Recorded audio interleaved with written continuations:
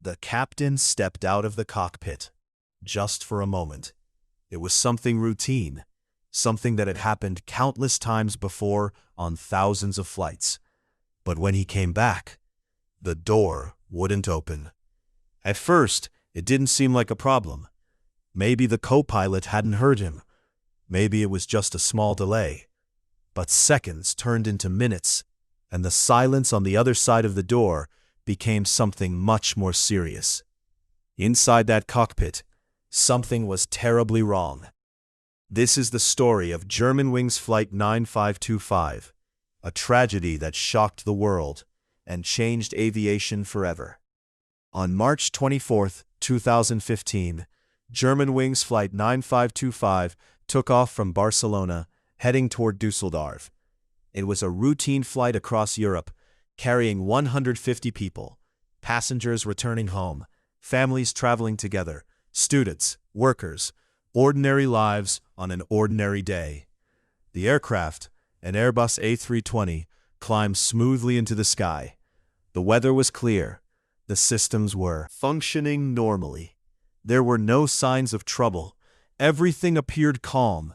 Everything appeared safe. But within minutes, that calm would turn into something no one on board could have imagined. Shortly after reaching cruising altitude, the captain left the cockpit. It was a standard procedure, nothing unusual. The co-pilot remained inside, alone at the controls.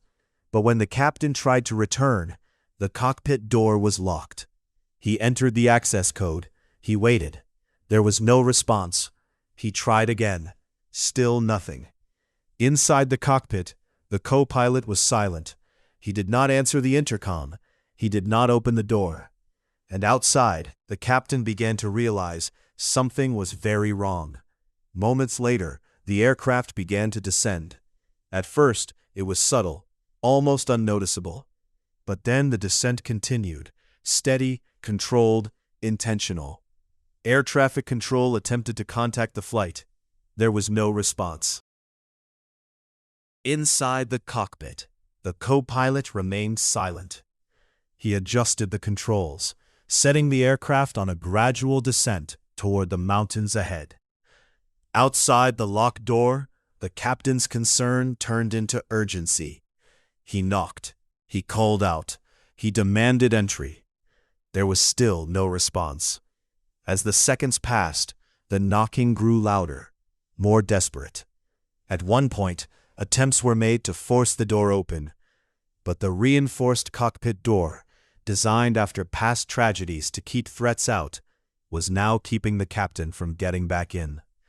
The aircraft continued descending toward the French Alps. Inside the cabin, passengers began to notice the change. The angle of the plane, the feeling of descent. Something didn't feel right. Confusion turned into fear. Inside the cockpit, the co-pilot remained calm, silent. He did not respond to the alarms. He did not respond to the captain. He simply continued the descent. In the final minutes, the ground came into view. The mountains rose closer, second by second. The captain's attempts to break into the cockpit became more frantic. Voices were raised. Impacts were heard. But the door held. There was no change in direction, no attempt to pull up. And then, the aircraft crashed into the mountains. All 150 people on board lost their lives.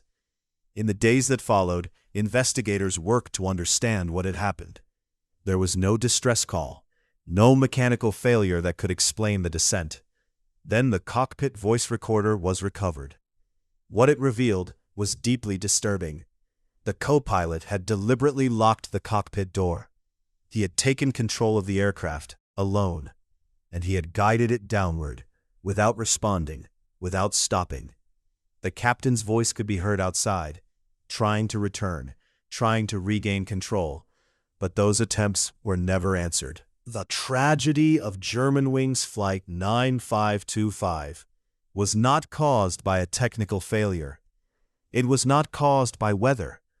It was the result of a human decision made in isolation inside a locked cockpit. After the crash, aviation rules around the world were changed.